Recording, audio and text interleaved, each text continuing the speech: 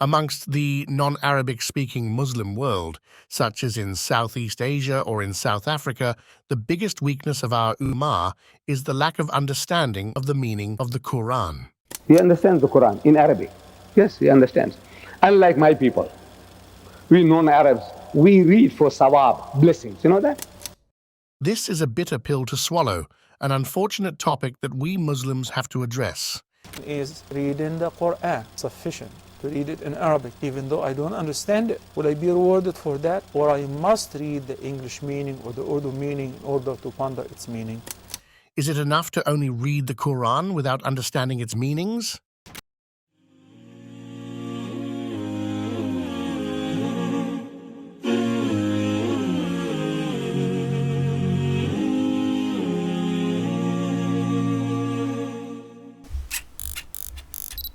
There is no denying that even without understanding the meaning behind it, the verbal Quran still have a miraculous effect that could tremble the hearts upon its fortunate listeners. Allah's kalam has power. It moves people to ecstasy and tears. Even non-Muslims, Allah tells us in the Quran that whenever signs are rehearsed to them, those people who are sincere among them, it says tears well up in their eyes. I have seen it again and again. Non-Muslim. When Khalid Abdul Basit came to South Africa, he was reading at the Jummah Masjid Durban, and I had come a little late. I had dropped my family, and where I dropped my family, there was a French Catholic priest standing in the doorway, and there was a horn there, loudspeaker. And the Qari Abdul Samad Abdul Basit had already started reading. And I could see this man swaying in the doorway. Yes. Not understanding a word. He's swaying.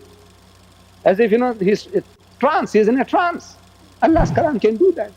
Why don't you do something? Talk to him, read to him, explain to him. But no matter how wonderful and melodious the recitation of the Quran is, the whole purpose of revelation is to be guided by its meanings.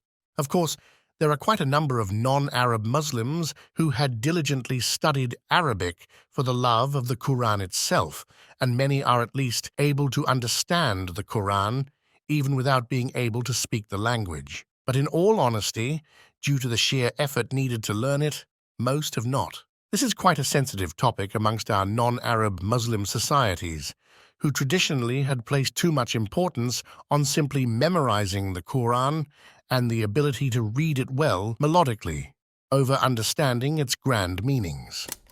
I said, Ya akhi, you read the Quran? He said, yes. In Arabic? He said, yes. You understand? He said, of course.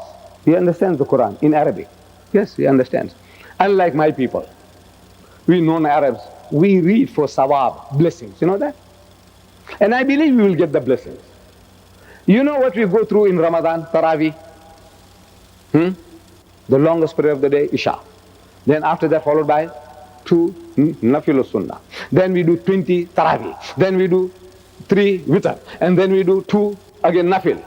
Can you imagine? What an ordeal we are going through. More especially the non-Arab. He doesn't understand one word. You know that? Even if he's Hafiz al-Quran, he's Qari in my country. Poor man, he doesn't understand a word, but he is going through the ordeal. And everybody, very disciplined. If the non-Muslim sees, hey, fantastic people, these are angels all. No nation on earth can go through that discipline. No nation on earth except the Muslim. But the poor man, not one word. If that fellow only knew that these guys, 100% of them, they're going up and down, up and down, up and down, and they don't understand one word. It's a greater miracle still. Can you imagine this miracle? 100% of the people, they go through the whole month of Ramadan, me, including myself. We go through the ordeal and don't understand one word. That's the position. The primary priority of Quranic schools in non-Arabic countries is to preserve the number of capable hufaz, or guardians of the Quran, among our people in order to lead the prayers in congregation. Such Quranic schools are highly efficient in producing a great number of memorizers of the Quran, and the effort required to memorize all 604 pages from cover to cover is certainly no easy feat, and this in itself is already testament of a great miracle, one that is absent in all other religions. Yet the result is a lesser emphasis over understanding the contents of the book itself, and by extension, the general public becomes more and more detached from the guidance of God. I disagree with the idea of reading the Quran. I will agree if it means understanding the Quran.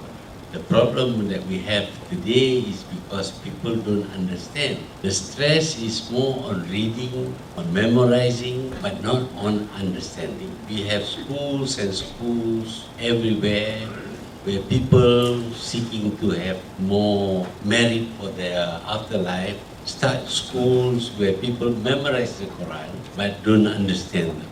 If today we see things that are very bad about Islam, it is not because of the religion, it is because we have forsaken the religion. And all the advice, all the guidance is in the Quran. But you cannot get guidance from something you don't understand. I am told that the translation of the Quran into Malay and English and other languages are not the Quran. I agree some of these interpretations differ one from the other. The Quran doesn't change, but if you read something that you don't understand, you cannot well be guided. If I am lost and I ask a person, what is the way to this place? And he answers me in the Eskimo language, that's not much guidance to me. But if I ask and he explains to me, he says it in the Eskimo language, and then he translates it into Malay or English, then I get some guidance from him. Therefore, in understanding the Quran, whether you like it or not, you have to have some translation into a language that you understand. Of course, some people tell me, no, that is not the Quran. What you are reading in Malay or English is not the Quran. I ask him, when you teach me my religion, do you teach me in Arabic or in Malay? He says in Malay. Oh, then it cannot be the religion. That is your interpretation. You should teach me in Arabic. And then, of course, I will not understand my religion at all. Well, the Nabi sallallahu alayhi wasallam ordered us by saying, "Iqra'ul Qur'an." You must read the Qur'an. For every person who reads the Qur'an receives for every letter one good deed. And the good deed will be multiplied times 10. This is the least. Al-hasanatu bi'ashri amthaliha. And he furthermore said that Alif Lam Mim in the beginning of some surahs such as Al-Baqarah and Ali Imran are not one letter. Each one of the three letters is a letter.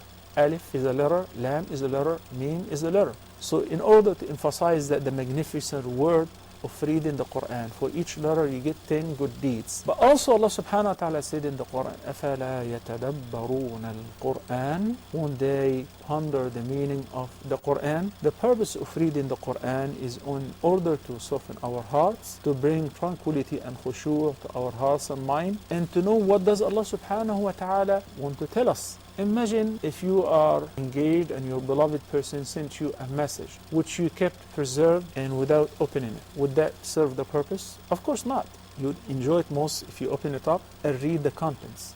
Our most beloved is Allah subhanahu wa ta'ala, and His word is the best doctrine for our life and to prepare for the hereafter. So we are commanded also to understand what Allah subhanahu wa ta'ala said in the Quran. Especially nowadays, it is very accessible. No one may have any excuse that I cannot understand Arabic. You can read it in Arabic, and you can also understand the meaning in your own language. The different tafsir and the interpretation of the meanings of the Quran are available in almost every language that exists on earth by the grace of Allah.